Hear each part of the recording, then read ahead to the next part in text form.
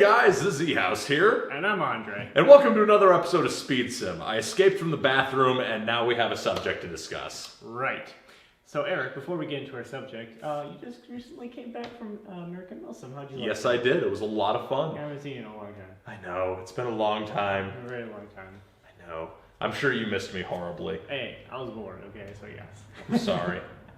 But you enjoyed American Milsim? Yes. He's confused because I've gone to like 3 events in the last 5 weeks. Well, whatever.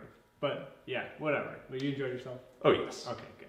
That's great. Alright guys, so we're going to be talking about HPA and banning them outright. Now, there's a reason why, well, not many of you guys know, but I was supposed to be planning a trip to Florida in like 2 weeks, and the reason why I'm not going is because of a certain incident that happened down there, but we're not going to get into like the whole political... Specifics. Yeah. But banning HPA outright is just, I don't get it. Like, I can see certain systems, you know, V12s, Polar Stars themselves, Wolverines, like I get that, like in a sense, because, you know, our rate of fire and all that, even though it all can be capped in some way, but pistols in particular, and GBB pistols and GBB rifles, which I just don't get, because if you really think about it, if you look on your green gas can, the max operating pressure on a green gas can is 120. Some go over, New Pro to be specific, they go over about 140, but generally most of your green gas cans are 120 PSI, okay? And you're supposed to tournament lock your HPA regulators anyway. Well, that would help. But that'll go into... Yeah. That would help, and you can explain more of that if you want to. But most people won't overpressurize their systems past 120 if they feel like it. Personally, I run at 85, which is about duster gas, which is what Toki Marui recommends running their stuff on, is duster gas. So I run it about 85 PSI, which is fine, and I get the correct FPS, which is about 300. The biggest one that I have is about 330, and that's my race pistol that has that much. But everything else is right around the 300 threshold, if not a little lower, but that's why I'm still running at 85 PSI. Nobody's gonna push the boundaries over 120, because A, it's gonna bust your pistol. Like, you're just gonna break it, and there's gonna be parts broken in there, and you're just gonna be looking at it. And that's getting into like red gas pressures, right? And most rifles and pistols are not designed to run on red gas. Definitely not. You can upgrade certain platforms to run on red gas, or you can run red gas when it's really cold.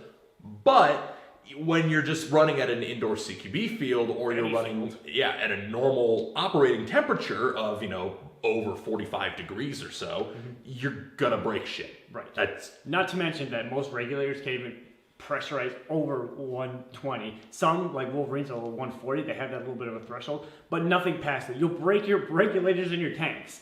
Like, you just can't do that. So I don't understand what the whole dilemma is. Why? I think the issue is... I get the systems, like the Polar Stars, the Wolverine, but the pistols, like, there's got to be somebody in the tech department that says, well, look at your green gas cans. This 120, what could they possibly do to make it go over? You're croning them anyways. Well, and that's the thing. So, as we just mentioned, I went to 3 major events, national events, over the last about month and a half. And they all have one thing in common. Not a single one of them banned the use of HPA.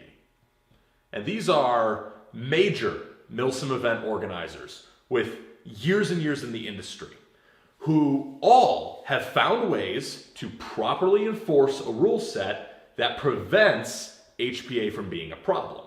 Now, how do they do this? Well, American Milsim and Milsim West both chrono with 3.6 gram BBs at least when they're doing chrono for HPA and gas weapons, because joule creep is a well-known effect of gas weapons. Unlike with AEGs and spring rifles, those have a set amount of air that goes behind the BB and propels the BB out of the barrel. So that isn't going to allow any more air to accelerate that BB any differently regardless of BB weight. Now, there are theoretical creeps depending on how much air is in there, but generally joule creep is pretty negligible with AEGs and spring weapons. But with gas rifles and HPA systems, the gas continues to expand generally until the BB has left the barrel, and with heavyweight BBs, that still happens to the same degree. So what's going to happen is that heavyweight BBs don't slow down as much as they're supposed to, so you're going to get joule creep. That's a really quick and dirty explanation of what joule creep is, because joules are the measurement of the kinetic energy carried by a projectile that we use in airsoft. But when you chrono in the first place, and you chrono for a joule equivalent to your limit, and you use heavyweight BBs from the get-go, then pretty much no matter what weight BB that HPA user puts into their system, they're going to be under your limit. So, for example, 400 with 0.2 gram BBs is something like 1.55 or 1.6 joules. So they'll chrono with a 0.36 gram BB for the equivalent velocity that makes it a 1.55 or 1.6 joule gun. And that's something that Gun Gamers has talked about in the past, way long ago on our website, on our articles that no one reads. And joule creep is a real problem that comes down on the field. And the field not being able to recognize the issues of joule creep and not being able to adjust for it, then a lot of HPA users, honestly, are ignorant of joule creep. And a lot of airsofters in general are ignorant of the concept of joules. So that's why chrono is so important for trying to prevent problems. And then, as you mentioned, there's also the fact that, well, as I mentioned in response to your PSI comment, tournament locks. Every MilSim event I went to required a tournament lock, and they would use a zip tie, a color-coded zip tie that only the chrono station had, to put a zip tie through your tournament lock. So that then, if there's a problem in any capacity, they can look, and if that zip tie is gone, they know you messed with it, and you get to go home, and no refunds, $200 out the window. Because, yeah, that's what those events cost, by the way. That's another thing that a lot of fields we hear about don't require tournament locks, and that kind of boggles my mind, because those should really be industry standard at this point. I mean, if most of the major retailers, or not retailers, most of the major manufacturers, Wolverine, Redline, they all have tournament locks. Yeah, and they're not expensive. No excuse why your system doesn't come with a tournament lock. I don't get it. Like, I mean, for example, like the Tippmann, they don't have a tournament lock. You have to buy that separately, which is kind of dumb. It should come industry standard. And knowing that Tippmann is a paintball company makes it all the worse, because tournament locks were originally a paintball thing. Right. So it's like, what are you doing? Doesn't make sense. Then beyond that, there's also the issue of rate of fire, as you said, with the Polar Stars, V12s, and Wolverines. And everything else. Really high rate of fire is often one of the points that HPA is criticized on, and one of the reasons people want to just ban it outright. For example, at MSATO Centurion and American MilSim, all riflemen were limited to semi-auto only, and they were limited to standard triggers only, which helped cap the rate of fire. Now, I personally have nothing against, allowing high rate of fire builds if your velocity limits are reasonable and all that, but what they did is, to try to give LMGs some purpose as much as anything else, they said, hey, here's your cap, you are semi-auto only if you're a rifleman, no walking the trigger or anything, and they would just, if someone came in with one of those blade triggers and they'd say, hey, you can't use that basically makes LMGs pointless, and that's another thing that can really be effective for enforcing at a field. And then if you allow full auto at your field, some fields don't, some fields do, but if you allow full auto at your field, you know how easy it is to check rate of fire with any chrono on the market? So all you got to do is set a rate of fire cap, or set a velocity cap that doesn't allow full auto at all, and then require some kind of electronic or physical disabling of full auto, and your problem is solved. Because guess what? Now they're not going full auto with their super high rate of fire, because they either had to dumb down their rate of fire, or they had to disable full auto entirely. And even if rate of fire is such a big problem, they have 3D printed FCU tournament locks. They slip right over, especially for the Polar Stars. Most of them are meant for Polar Stars themselves, because they're all, it has a little LCD display screen. It slips right over, it's zip tied through, and they can't take it off.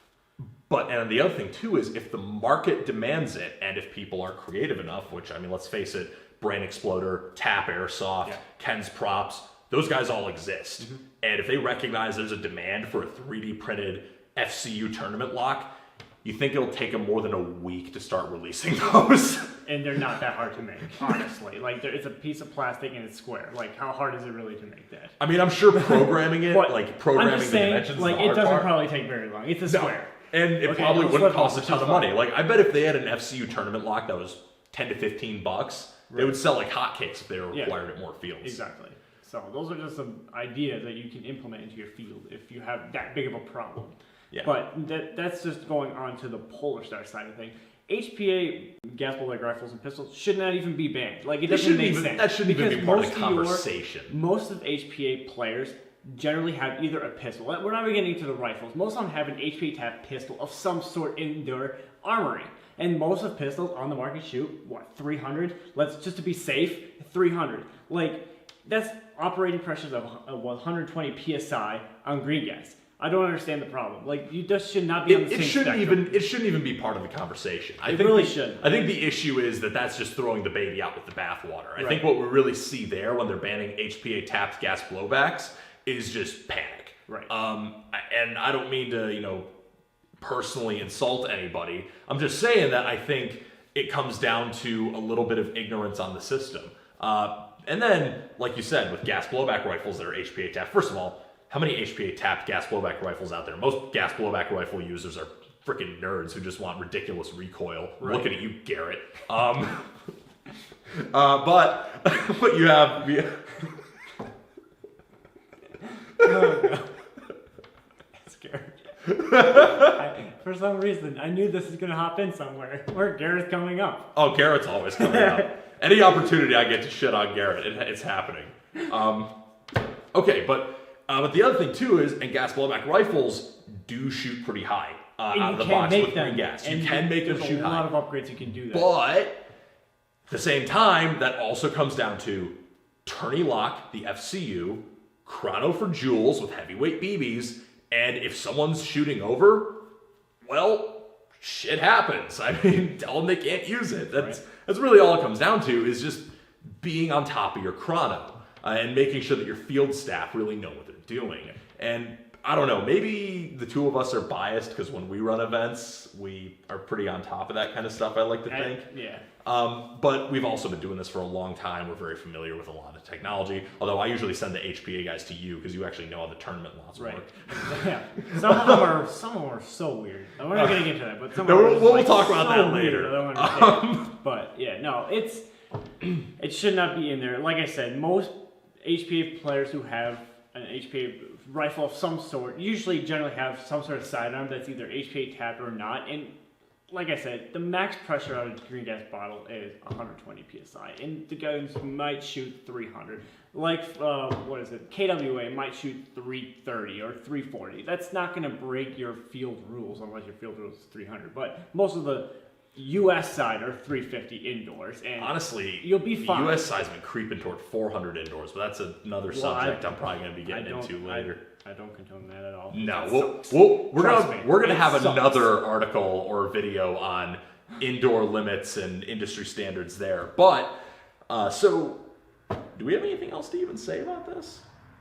I think it's stupid, and I think this should not be a thing. And I think there's a lot of solutions to this problem other than just banning the system. Number one, banning the players.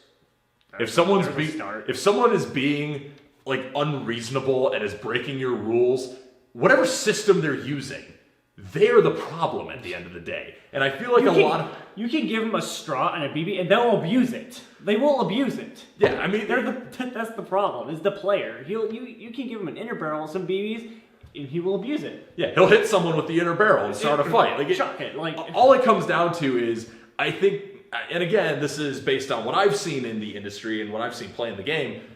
A dick is a dick, no matter what gun you give them. The person using that gun is still a dick. Yeah, it's insane. And I've seen people ruin a game with a stock combat machine way more than I've seen people ruin a game with an all tricked out Polar Star. Right. Because, again, it's the individual. It's the person.